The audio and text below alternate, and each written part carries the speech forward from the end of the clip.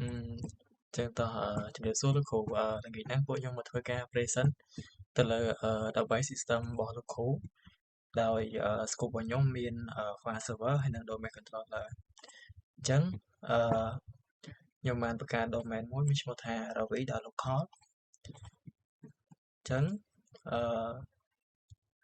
យើងទៅមើលកន្លែង user គ្រប់ហើយនិង policy ដោយ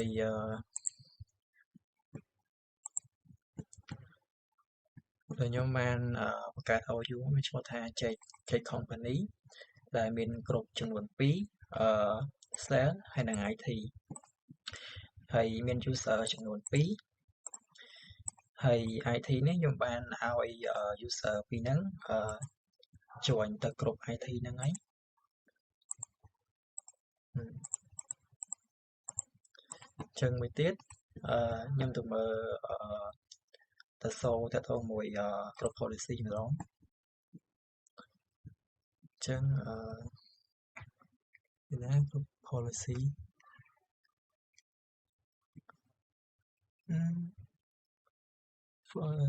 yeah អញ្ចឹងគ្រប់ policy Jake Company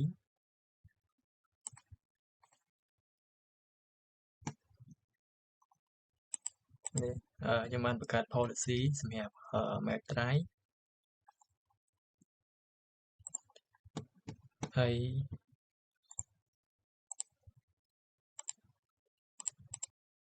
Mac Drive ហ្នឹងសម្រាប់ឲ្យ user គាត់បង្កើត file ពេលដែលគាត់បង្កើត file ហើយ system នឹងធ្វើការ send file ហ្នឹងត្រឡប់មក admin វិញណានេះ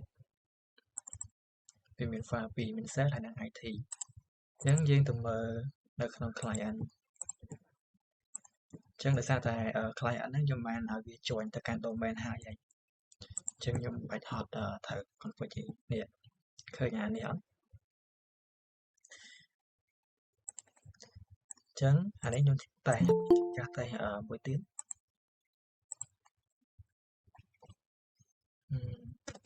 sample អញ្ចឹងយើងទៅមើលនៅកន្លែង admin ម្ដងចូលទៅកាន់ file IT យើង share file បានហើយអញ្ចឹងចំណុចរបស់ខ្ញុំមានតែប៉ុណ្ណឹងតោះណាគេទៀតចំណុចណាគេតពី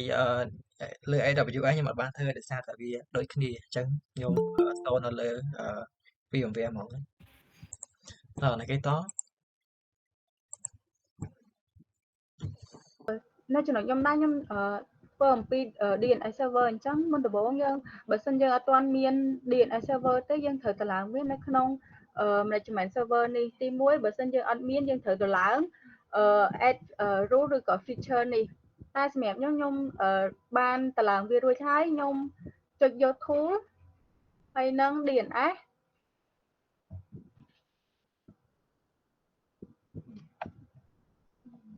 វា slow បន្តិចចាំបន្តិចតោះមកវាអញ្ចឹងបែបនេះso ខ្ញុំនឹងបង្កើតទី1ខ្ញុំត្រូវបង្កើត forward lookup នេះដើម្បី point ពី lookup 0ទៅ server របស់ខ្ញុំអញ្ចឹងពេលដែលខ្ញុំបង្កើតមុនដំបូងពេលដែលយើងបង្កើតថ្មីមកកន្លែងនេះគឺវាត្រូវឲ្យយើង create new តែដោយសារខ្ញុំបានបង្កើតហើយអញ្ចឹងខ្ញុំចុចយក server នេះខ្ញុំបង្កើត DNS 2គឺ DNS មាន IP 10.0.747ដើម្បី point DNS នឹងបានយើងត្រូវទៅបង្កើតនៅ reverse lookup នេះមួយទៀតអញ្ចឹងពេលដែលខ្ញុំនេះហ្នឹងគឺយើងត្រូវ mouse ស្ដាំលើវាបង្កើតយក new zone នេះ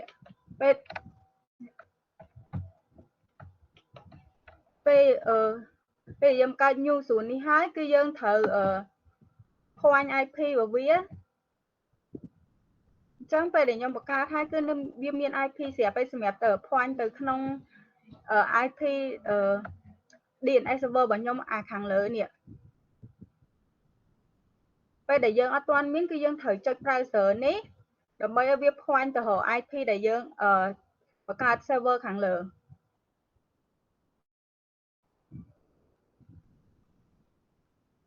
យើងចុចតាម IP ដែលយើងត្រូវនេះមកនេះដោយសារខ្ញុំបង្កើត IP 2នៅក្នុងlookup 0នេះគឺវាមាន2នេះមាន DNS ហើយនិង UPP តែដោយសារខ្ញុំនេះហើយគឺខ្ញុំសូមយក DNS server នេះហើយចុច OK មកអាហ្នឹងបានន័យថា DNS យើងអាច point ពី IP មួយទៅ IP មួយទៀតបានហើយបើខ្ញុំចប់ប៉ុណ្ណឹងហើយបង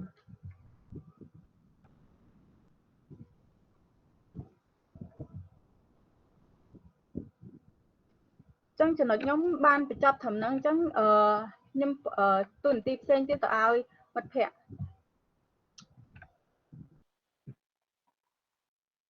ឃើញ screen អត់ឃើញ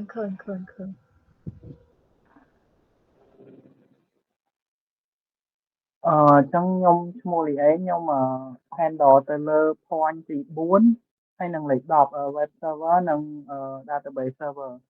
ចឹងឥឡូវខ្ញុំនឹង present អំពី web server មុនចឹងខ្ញុំអត់បានធ្វើនៅលើ VMware ដោយសារ point ខ្ញុំវា require resource ច្រើនចឹងទៅវាម៉ាស៊ីនខ្ញុំអូសអត់រួចវា slow ចឹងខ្ញុំក៏ធ្វើទៅលើ cloud ខ្ញុំបានបង្កើត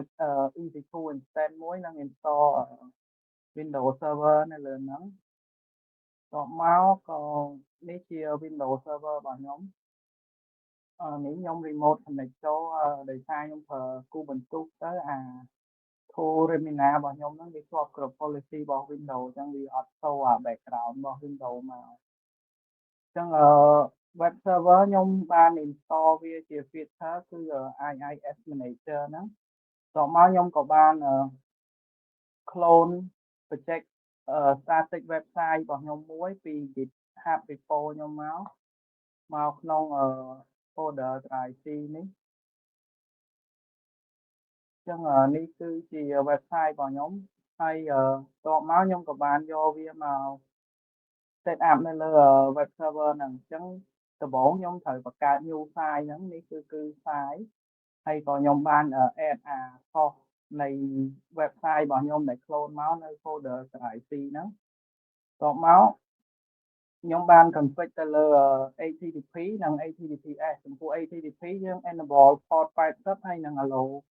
everywhere IP ហើយ HTTPS យើង enable port 443ហើយនឹង allow all IP address access មកដូចគ្នាអញ្ចឹងកន្លែងនេះតាក់ទងនឹង HTTPS គឺខ្ញុំបានប្រើ Let Encrypt ដើម្បី generate free SSL certificate រយៈពេល3ខែដើម្បីឲ្យវា work ជាមួយ HTTPS ហ្នឹងអញ្ចឹង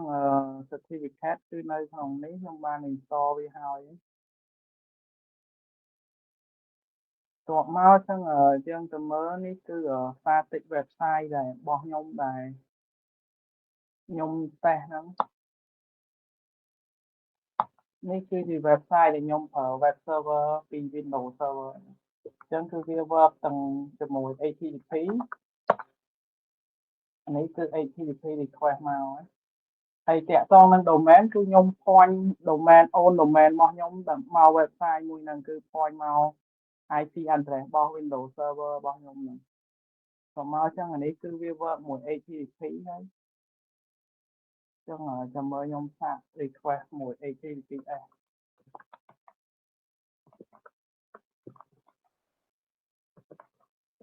នេះគឺ HTTPS ចឹងគឺវា handle បានដូចគ្នា HTTP និង HTTPS ចឹងpoint web server ហ្នឹងគឺ success ហើយយើងអាចហោះ any website នៅលើ Windows Server របស់យើងចឹងចំណុចទី4ខ្ញុំបញ្ចប់តាមហ្នឹង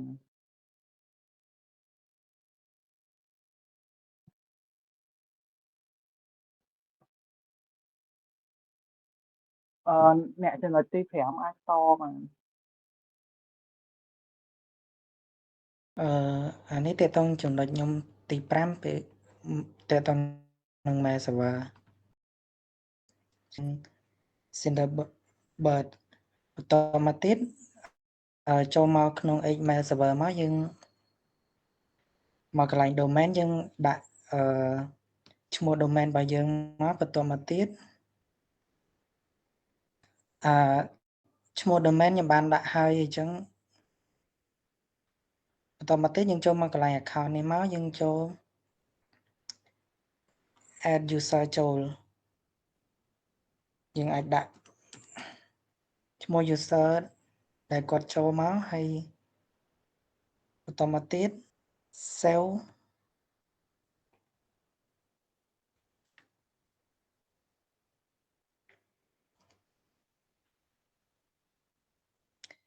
អានេះដោយសារខ្ញុំដាក់ឈ្មោះហើយអញ្ចឹងខ្ញុំដូរដាក់ឈ្មោះផ្សេងហើយ save មកបន្តមកទៀតចូលមកCenterbird នេះបន្តមកយើង add account តែនេះខ្ញុំបាន add account ហើយអញ្ចឹងគ្រាន់តែសាកផ្ញើ email ចង់ដឹងថាវាចេញឬក៏អត់បន្តមកទៀតយើងចុចផ្ញើមក center account ACC 2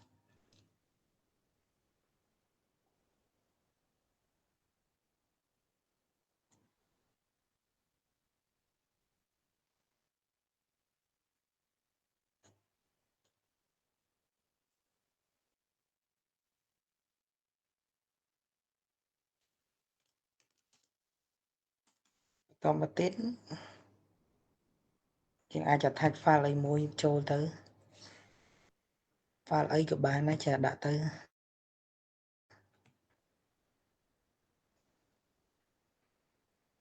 បន្តមកទៀត send ទៅ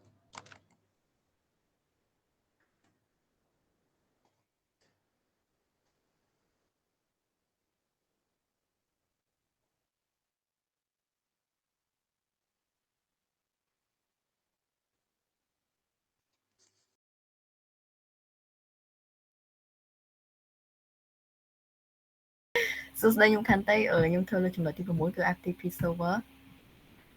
ជាដំបូងខ្ញុំចូលទៅ instance របស់ខ្ញុំខ្ញុំបានបង្កើត instance មួយឈ្មោះថា FTP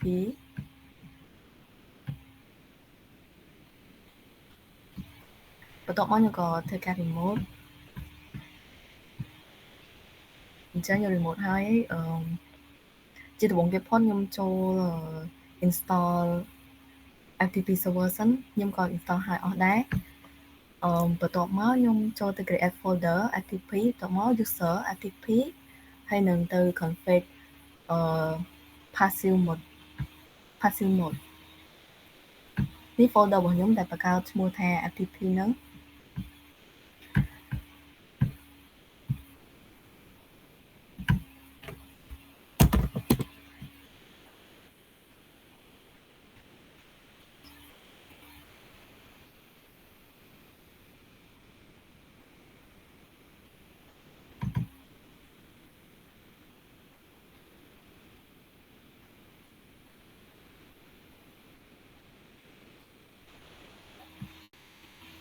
ដែលខ្ញុំទៅបង្កើត FTP user ហ្នឹងគឺនៅក្នុង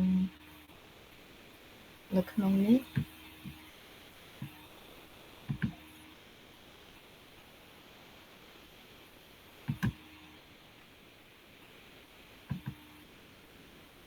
បន្ទាប់មកខ្ញុំចូលទៅ FTP firewall port គឺខ្ញុំដាក់50000ទៅ50100ហើយនឹង external IP address ខ្ញុំដាក់ public IP ខ្ញុំដាក់ private IP4 address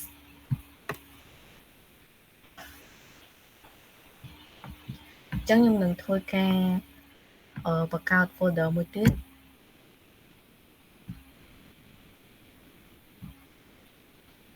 ដែលមានឈ្មោះថា A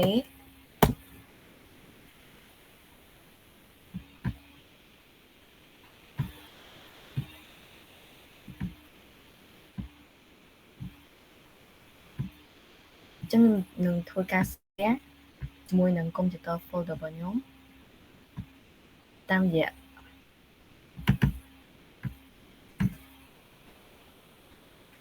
ខ្ញុំវាយ FTP ហើយនឹង public IP ដែលនៅលើ instance របស់ខ្ញុំហ្នឹង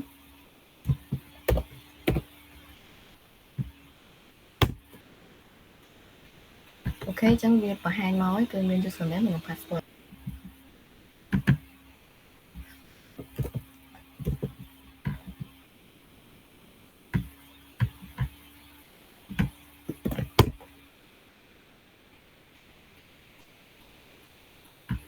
អូខេ folder ដែលខ្ញុំបានបង្កើតថ្មីហ្នឹងគឺអញ្ចឹងខ្ញុំអាចចូលមើលបានទាំងអស់ចំពោះ folder ទាំងអស់នេះគឺជា folder ខ្ញុំបានបង្កើត test មុនហើយអញ្ចឹងចំណុចខ្ញុំគឺអស់ហើយចូលដល់លេខ7 VPN server យើងអានេះVPN server របស់ខ្ញុំនៅលើ AWS បន្តមកទៀតយើងចូល remote desktop ប៉ុន្តែខ្ញុំបានចូលលុបចូលហើយអញ្ចឹងខ្ញុំគ្រាន់តែចូលមកក្នុងអានេះ remote desktop របស់ខ្ញុំបន្តមកទៀតខ្ញុំចូល server manager បន្តមកទៀតយើងចូល add role មកតែ role ខ្លះខ្ញុំបាន add ហើយអញ្ចឹងខ្ញុំគ្រាន់តែសូវពេលដែលយើងចូលមកយើងចុច next មកបន្តមកទៀតយកខាងលើហ្នឹងមកបន្តមកទៀតចុច next ទៀតកន្លែងនេះselect ដែលខ្ញុំបាន select ហ្នឹងមាន web server មាន remote access មាន file server DNS អីផ្សេងហ្នឹងបន្តមកទៀតចុច next មកបន្តមកទៀតកន្លែងនេះអត់មានអីទេមានតែប៉ុណ្្នឹងបន្តមកទៀត sorry បន្តមកទៀតចុច install តែអានេះខ្ញុំបាន install ហើយអញ្ចឹងខ្ញុំចេញមកវិញបន្តមកទៀតយើងចូលទៅ Windows Defender ហើយ Firewall ហ្នឹងមកយក inbound បន្តមកទៀតយើងអូសមកក្រោមយកពាក្យsecurity ចាំតិច security socket tunnel នេះហើយបន្តមកទៀតយើងចុច enable មកប៉ុន្តែអានេះខ្ញុំបាន enable ហើយអញ្ចឹងចេញមកវិញមកបន្តមកទៀតយើងចូលទៅក្នុង server manager របស់យើងមកបន្តមកទៀតយក tool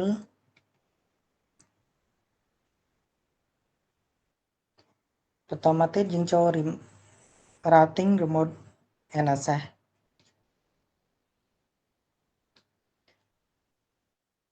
បន្តមកទៀតអានេះជាឈ្មោះកុំព្យូទ័ររបស់យើងបន្តមកយើងចុចដូចឈ្មោះ server របស់យើងមកបន្តមកទៀតយើងយក property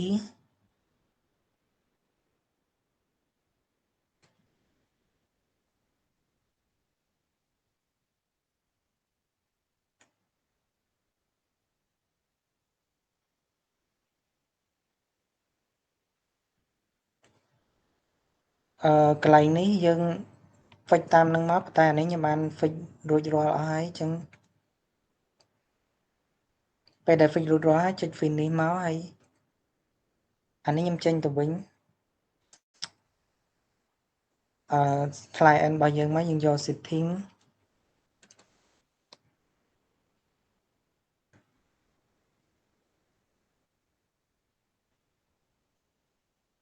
តបមកទៀតយក internet យក VPN មក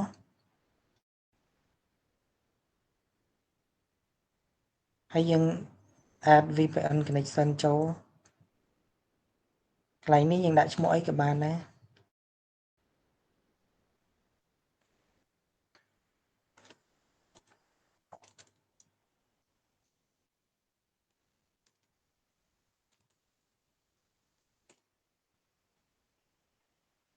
កន្លែងនេះ server name យើងដាក់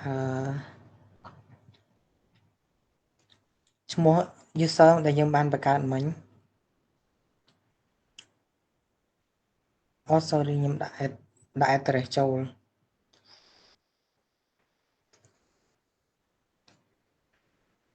អានេះដែលយើងបាន connect បង្កើតមិញបន្តមកចុច connect មកបន្តមកទៀតមកដាក់ password username ហើយ password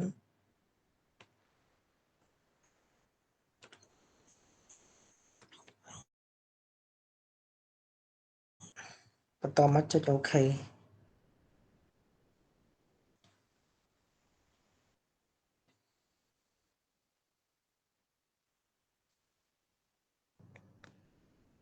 អានេះខ្ញុំធ្វើពី terminal server បន្តមកទៀតយើងចូលអានេះ terminal server របស់ខ្ញុំនៅក្នុងAWS បន្តមកទៀតយើងចូលក្នុង remote desktop មកយើងចូលមក server manager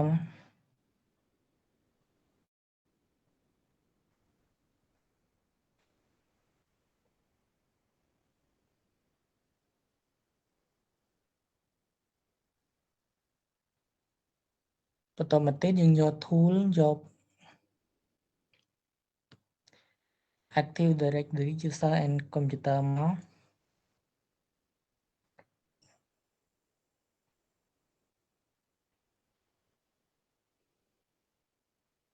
បន្តមកទៀតអានេះឈ្មោះdomain របស់ខ្ញុំបន្តមកទៀតមានកន្លែង user អញ្ចឹងយើង add user ចូលមក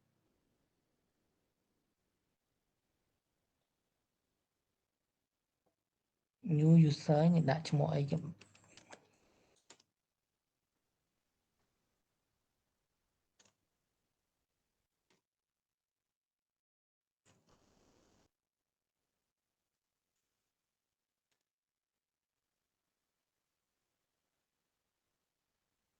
ដាក់ password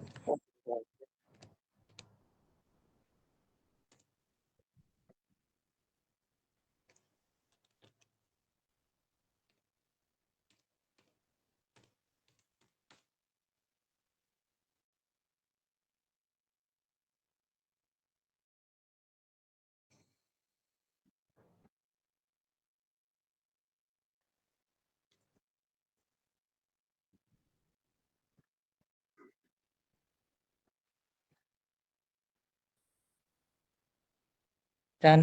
សម្រាប់នេះខ្ញុំធ្វើហើយធ្លាប់បង្កើតហើយ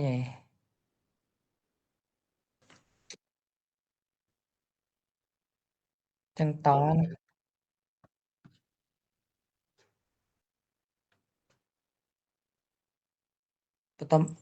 បន្តមកទៀតយើងចូលកន្លែង user នេះមកបន្តមកទៀតយើងចូល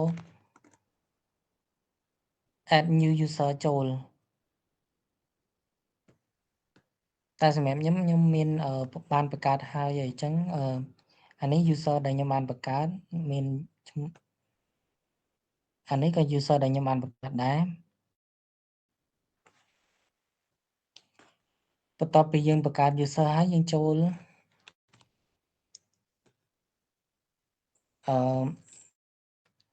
remote desktop មកបន្តមកទៀតយើងវាយ IP របស់យើងចូល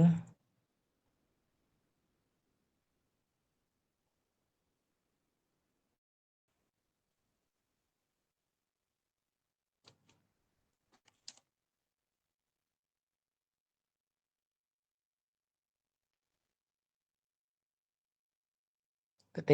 ន្តមកទៀតកន្លែងនេះយើងយកdifferent account យើងវាយឈ្មោះ user ហើយនិង password មក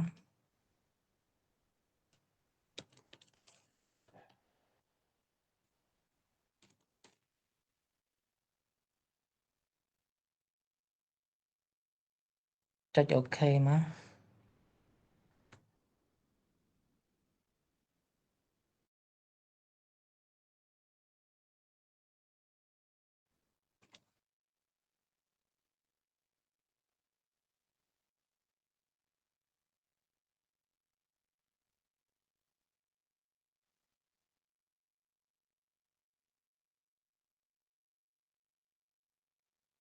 ខុស password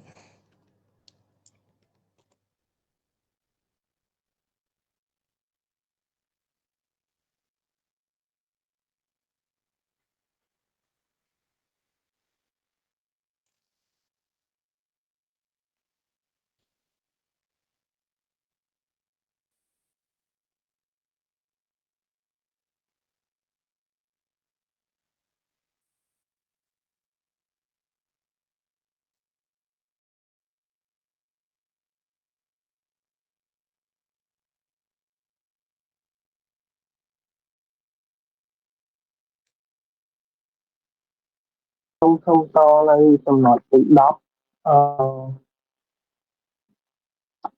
database server អញ្ចឹង database server ខ្ញុំបានតម្លៃ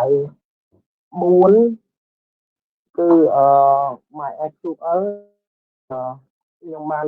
ចូលរបស់ខ្ញុំអញ្ចឹងខ្ញុំបានតម្លៃ SQL server នេះវាពងហើយនឹងPostgreSQL គឺ SQL server ហើយនឹងមួយទៀតគឺ MongoDB ដូចជានៅនេះ MongoDB អញ្ចឹងខ្ញុំបានធ្វើទៅលើ4 database server ហ្នឹងអញ្ចឹងខ្ញុំក៏បានបើកឲ្យវាអាច access ពី public បានហើយគឺខ្ញុំបើក firewall នៅលើ Windows Server របស់ខ្ញុំចំពោះ MySQL បើកទៅលើ inbound rule port 1433 និង MongoDB គឺយើងបើក default port 27017និងនេះគឺ PostgreSQL គឺ3306នេះ MySQL 3306និង Postgre គឺយើងបើកទៅលើ port 5432ហើយនឹង SQL server យើងបើកលើ port 1433អញ្ចឹងខ្ញុំបានបើកអញ្ចឹងគឺនេះខ្ញុំបាន connect មក database server អញ្ចឹងនេះគឺ Postgre អញ្ចឹងខ្ញុំបានបង្កើត sample database មួយគឺ app database ហើយនឹងខ្ញុំមានបង្កើត data នៅក្នុងនោះទៀតអញ្ចឹងនេះគឺខ្ញុំអាច connect ពី public ទៅបានដោយសារខ្ញុំ allow security គ្រប់ពី EC2 និងបើក firewall ពី Windows Server អញ្ចឹងយើងអាចប្រើ client tool ដើម្បី connect ទៅ database server បានអញ្ចឹងនេះគឺជា sample database របស់ Postgre ហើយនឹង data ដែលខ្ញុំបាន insert ចូលអញ្ចឹងបន្ទាប់មកនេះគឺ MySQL នឹងអាចមើល connection បាននេះ IP ដែលខ្ញុំ connect មក port 3306នេះ user របស់ខ្ញុំបានបង្កើតអញ្ចឹងគឺវា sync ទៅនឹង IP របស់ EC2 របស់ខ្ញុំគឺ IP ដូចគ្នាអញ្ចឹងបន្តមកទៀតSQL ក៏ខ្ញុំបានបង្កើត sample database ដែរនេះគឺខ្ញុំបានបង្កើត database AppOUVP ហើយខ្ញុំបានបង្កើត table មួយដែរគឺ table student ដូចគ្នាហើយខ្ញុំបាន insert data ចូលអញ្ចឹង data គឺដូចគ្នាគ្រប់ database ដល់មកយើង move មក MongoDB នេះគឺខ្ញុំ connect ពីក្រៅដែរហើយខ្ញុំប្រើ Mongo Compass អញ្ចឹងនេះគឺខ្ញុំបានបង្កើត database AppOUVP មួយហើយនឹងបង្កើត collection student អញ្ចឹងខ្ញុំបាន insert data ចូលអញ្ចឹង database server ទាំងអស់ហ្នឹងគឺយើងអាច read write បានដល់មក SQL server ដោយសារបញ្ហា port 1433ហ្នឹងខ្ញុំ allow នៅលើ Windows Server វាអត់ដែរអញ្ចឹងវាអត់អាច connect ពី public បានអញ្ចឹងនេះខ្ញុំ execute command ឲ្យចូលទៅ SQL server ហ្នឹង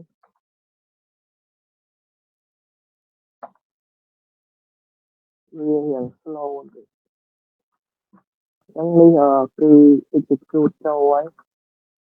អញ្ចឹងខ្ញុំមាន sample database ដែរ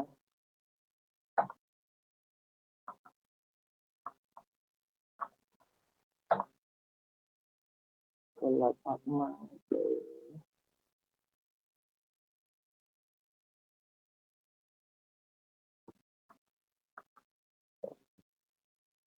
ខ្ញុំ click ទៅ view database នេះអូអញ្ចឹងហើយចឹងខ្ញុំបង្ហើយកន្លែងនេះតិចគឺ execute ទៅ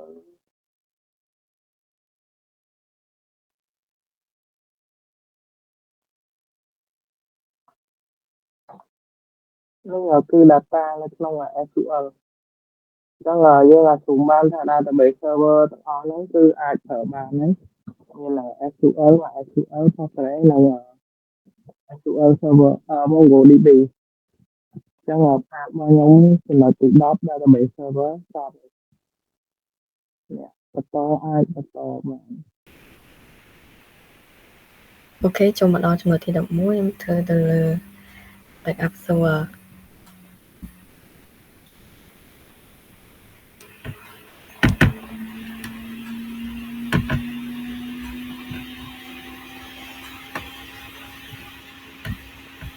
ខ្ញុំចង់ backup ទៅលើ FTP server របស់ខ្ញុំហ្នឹងខ្ញុំ create image create ហើយវាចូលទៅក្នុង AMIS ខ្ញុំបង្កើត backup មួយដែលមានឈ្មោះថា FTP server backup អញ្ចឹងខ្ញុំចាប់ផ្ដើមបង្កើត backup plan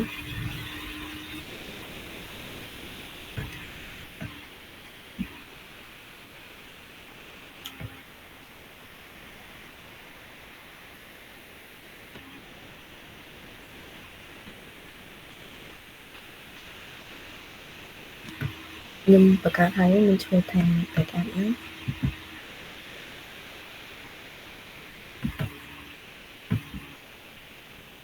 ច្រឡំ backup wall បន្ទាប់ពី backup wall ហើយបានចូលមកដល់ backup plan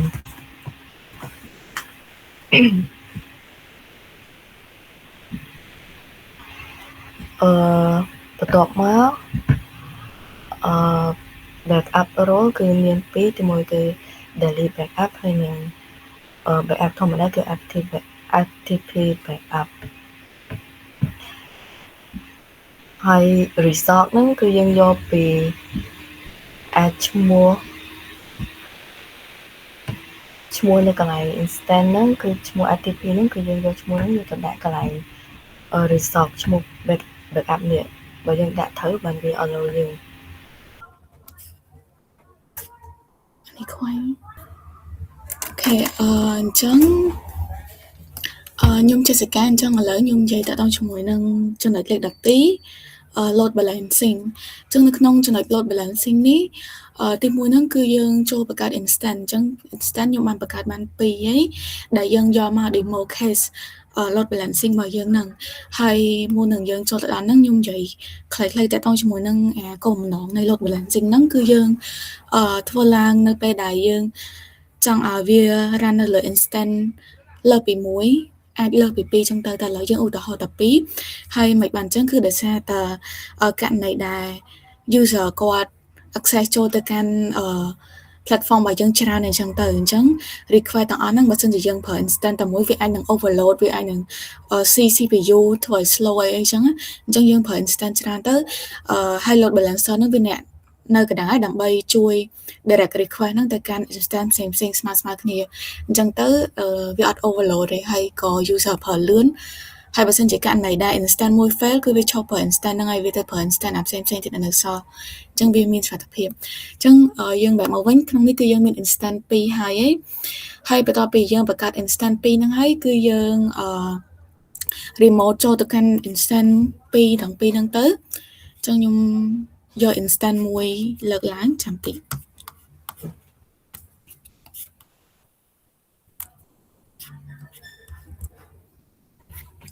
ខ្ញុំ move validator សិនអូខេចឹងនេះយើង remote ចូលយើង process នៃការ remote ហ្នឹងគឺគ្នាយើងបានរៀបរាប់មុនហ្នឹងហើយអញ្ចឹងខ្ញុំអត់រៀបរាប់ម្ដងទៀតឲ្យយូរទេយើងទៅ download ទៅអីហ្នឹងហើយយើង access ចូលទៅបន្ទាប់ពីយើង remote ហើយយើងទៅserver នេះ server manager ហើយយើងបង្កើត role ហើយ feature មកហើយយើងចុច next រហូតមកយើង create role based feature installation ហ្នឹងទៅតាមពិត process ហ្នឹងក៏គ្នាយើងបានបង្ហាញហើយដែរហើយយើង tick យក web server នេះមកទៅគឺគ្នាយើងបានបង្ហាញហើយអញ្ចឹងខ្ញុំធ្វើឲ្យអស់ហើយអញ្ចឹងយើងអត់ចាំបាច់ធ្វើវាសាមីទៀតទេបន្ទាប់ពីយើងបានអាហ្នឹងហើយសម្រាប់អានេះ instance ទី1ដល់ពេល instance ទី2គឺយើងធ្វើដូចគ្នាអញ្ចឹងហើយបន្ទាប់មកគឺយើងចូលទៅក្នុង file instance មួយរបស់យើងដែលមាននៅក្នុង Explorer ហ្នឹងហើយយើង modify យើង add HTML ហ្នឹងអញ្ចឹងបន្ទាប់ពីហ្នឹងឥឡូវ HTML ហ្នឹងគឺយើង ដើម្បីបង្កើត UI នេះតែឥឡូវយើងអត់ទាន់ចូល UI ទេយើងមកនិយាយតាក់ទងជាមួយនឹង load balancer របស់យើងសិនអញ្ចឹងឥឡូវយើងមាន instance 2ហ្នឹងហើយអញ្ចឹងយើងអូនមកក្រោមមកយើងឃើញកន្លែង load balancing ហើយអញ្ចឹងយើងចុចកន្លែង load balancer ហ្នឹងមកអញ្ចឹង load balancer ហ្នឹងបើសិនជាយើងឥឡូវហ្នឹងយើងបង្កើតហើយប៉ុន្តែបើសិនជាយើងបង្កើតថ្មីអញ្ចឹងយើងចុចកន្លែង create load balancer ទៅយើងអាច create វាបានហើយយើង create អញ្ចឹងទៅហើយយើងអាច choose instance របស់យើងនេះយើងដាក់ name ដាក់អីស្រួលមកហើយយើង choose យើងដាក់ protocol ដាក់ IP អីចឹងទៅអូខេតែឥឡូវខ្ញុំ add ហើយអស់ហើយអញ្ចឹងយើងអត់ចាំបាច់ទៅ redo ហ្នឹងមកវិញទៀតទេបន្ទាប់ពីយើង create group យើងហើយខ្ញុំមានស្អីកើតអូខេអញ្ចឹងយើងអានេះខ្ញុំបាន group វាទៅកាន់instance 2មិញណានេះគឺយើងបាននេះអ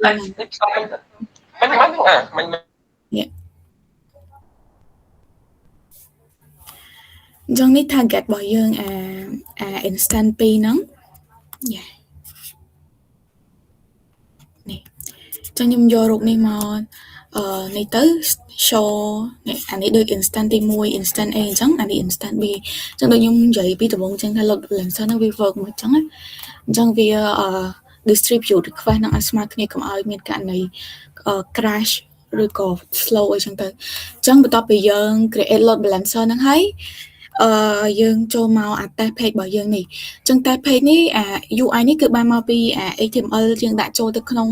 instance ទី1និង instance ទី2អញ្ចឹងនៅក្នុងនេះយើងមាន HTML 2ផ្សេងគ្នាប៉ុន្តែវាស្ថិតនៅលើ domain តែមួយដោយសារយើង config ជាមួយនឹង load balancer របស់យើងហើយអញ្ចឹងកន្លែងនេះបញ្ជាក់ផងដែរថាបើករណីមែនតើយើងអត់មានត្រូវចែកជា2អញ្ចឹងអីទេហើយអានេះគឺយើង showcase ឲ្យយើងមើលឃើញជាក់ស្ដែងបើយើងអត់ធ្វើអញ្ចឹងយើងមើលអត់ដឹងទេហើយបើមែនតើគឺយើងឧទាហរណ៍យើងមាន website មួយអញ្ចឹងវាស្ថិតនៅលើ domain តែមួយគ្រាន់តែថាពេល user request ទៅគឺវាបែងចែកអាហ្នឹងទៅកាន់ instance ផ្សេងៗគ្នាហើយ user គាត់មើលអត់ឃើញ process background ហ្នឹងទេអញ្ចឹងឥឡូវហ្នឹងយើង demo យើងចង់ឲ្យមើលឃើញយើងធ្វើ process បែបនេះគឺមើលស្រួលហ្មងអញ្ចឹងនៅក្នុងនេះបើសិនជាខ្ញុំចូលមកវាចូល instance ទី1អញ្ចឹងបើខ្ញុំ refresh ទៅគឺវាចូល instance ទី2នេះយើងមានអក្សរនៅលើហ្នឹងអញ្ចឹងមូលហេតុហ្នឹងគឺ process ហ្នឹងដោយសារកាលឡើងដោយសារតែ load balancer ដែលយើងដាក់ក្នុង background យើង config ហើយអញ្ចឹងយើង refresh មួយហ្នឹងថាយើង request ទៅកាន់ instance ហើយប៉ុន្តែដោយសារយើងមាន load balancer តុបអញ្ចឹងវាអត់ចូល instance តែមួយទេគឺយើងមាន instant ហ្មងគឺវា distribute ស្មើគ្នាទៅកាន់ instant ទាំងអស់ហ្នឹងឥឡូវយើងមាន instant 2អញ្ចឹងវាម្ដងទៅ1ម្ដងទៅ2ដើម្បីវាស្មើគ្នាហើយហ្នឹងគឺវាទៅតាម order របស់វាអញ្ចឹងណាហើយបើសិនជាមានករណីមួយ fail គឺវាទៅរកណាដែលអត់ fail ទៅអា fail ហ្នឹងគឺវាឈប់ request ទៅហើយមួយទៀតបើសិនជាករណីដែលយើងចង់ឲ្យវា stick លើ instant ណាតែមួយគេមាន feature stick ណាទៀតប៉ុន្តែ default គឺយើងអត់ដាក់ហ្នឹងទេអញ្ចឹងវា distribute ស្មើគ្នា so តើតោះជាមួយនឹងចំណុច load balancing គឺមានតែប៉ុណ្្នឹងឯងអូខេចំណុចទី12មានប៉ុណ្្នឹងហើយចំណុចទី3ខ្ញុំកំពុងតែធ្វើចិត្តហើយចាំខ្ញុំ record ហើយខ្ញុំ send ឲ្យ